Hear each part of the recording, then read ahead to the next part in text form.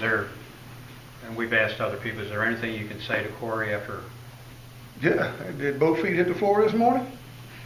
Somebody's around didn't. So he woke up, he's blessed of another day.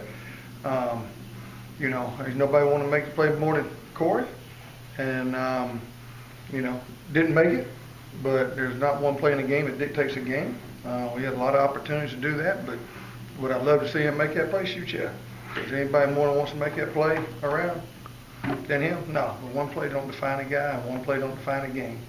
And so you wake up this morning, and, you know, do what you got to do to get better, and if the opportunity comes again, you make that play. But there's a lot of plays in that game that could have been made that don't come down to one play. It's not a football game where it comes down to one play. So, you know, he just got to pick himself up. And he has. I mean, you know, I believe that. I mean, you know, we got to help each other. It's a team game. It's not an individual game. So that's what we got to do, and we got to keep rolling. And, you know, you'll hear negatives and you'll hear all that, and you'll have to unfriend people on Facebook, and that's okay too. You know, that's just part of what we live in, and get judged by everybody. So that's just part of it. So you got to keep coaching hard, and kids are playing hard. You know, and if you keep playing hard, and breaks come your way, and we got to make some breaks. To the casual observer, it seems like with each game you're getting more production from your safeties. Is that what you see? Yeah, and there was a lot of plays, made a lot of plays in that game, you know. But there was the glaring one that didn't get made, and you know, got his hands on it. Probably if he didn't tip, it's probably gonna be a play anyway. Just, you know, just one of those. It happened. You learn from it, and you teach off of it, and you know, find a way to make that play when it comes, but also find a way to make other plays earlier in the game that it might not have came down to that. So that's what we got to keep doing. This seems like a game where Lawrence will have a pretty big role because they like to spread you out and then roll those guys in motion, and he has to track them. Lawrence is one of our better players. He's done a good job. Lawrence has made some plays, and he'll continue getting better, and he's a kid that loves to play, so he'll continue playing in a lot of different packages for us. The Twins seem to be very good against the run. Is it just tenacity, or? They are. I mean, I mean, you know, they love playing. They're competitive. You know, it's like anything. Anybody that's been told they were too small, kind of like a chip on their shoulder, and pissed off all the time, and that's the way they play. That's what they are. And they think they can, you know, they can fight anybody, and they will. So I'll continue doing that. I think it was Lance you said needed to, maybe in the preseason needed to work on his tackling some. They do, and that's some. I mean, tackling's, you know, it's all around, and you know, everybody got to continue wrapping up. You know, you're playing good athletes on the perimeter, and that's one thing that we got to continue doing, being a physical team, and wrapping up and tackling, and you know, you got to have an attitude that if I don't make the play, it ain't gonna get made. So that's what they all got to do. You know, that's across the board. Given that, I think he had 10 tackles, at least that was in the box. Is that, I mean, does that reflect the kind of game he was?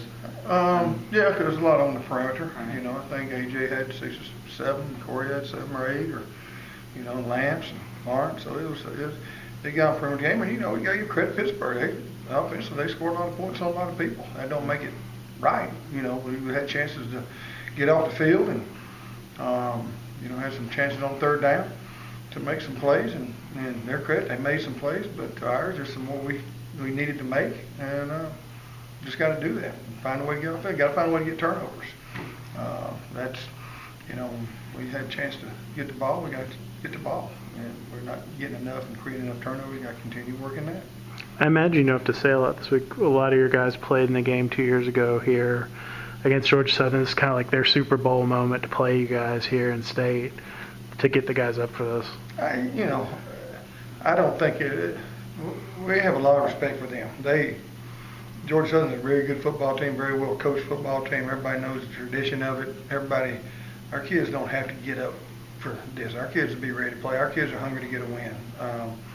You know, you hear all the stuff outside. Nobody hurts no worse than the coaches and players, because we all want to win. Nobody likes coming to work on Sunday for 14 hours losing.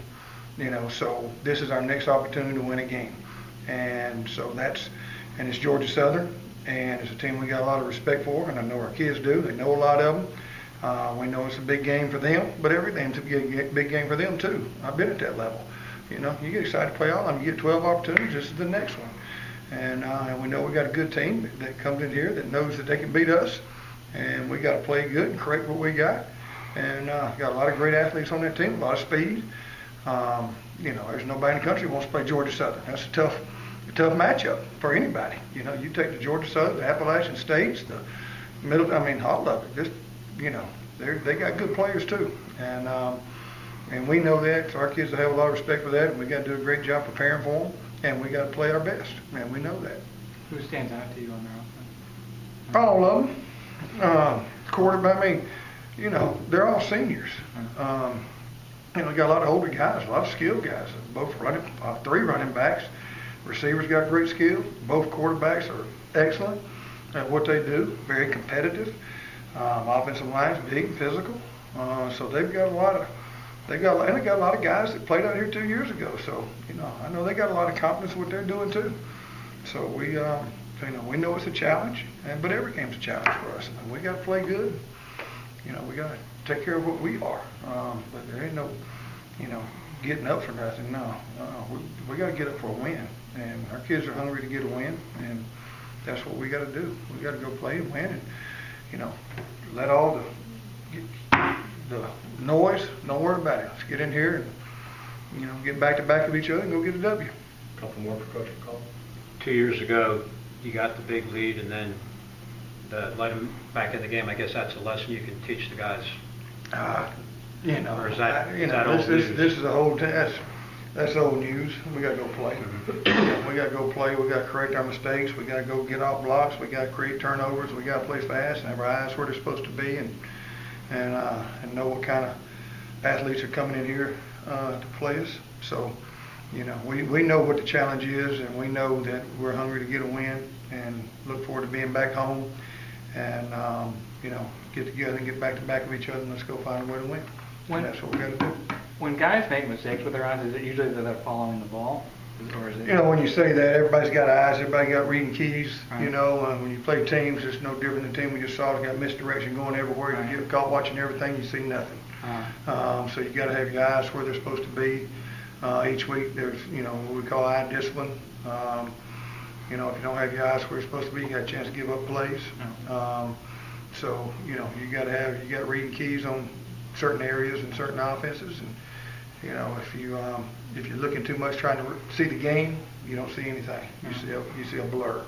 So they got to have good eye discipline when you're playing these teams and playing option teams, or teams that run the option, and spread teams. And just like last week, Pittsburgh, they got. I mean, there's not a play, somebody's not in motion, or somebody's moving to get you not looking where you're supposed to be looking. And so you got to play with your eyes and believe what you see and react to what you see. Is it typically you're assigned to watch one player or a part of the field? Or it's different things. Yeah. It's different things. So just depending on who you're playing and, you know, where your eyes need to be. But, you know, formations, personnel, different things. So. Thanks, Coach.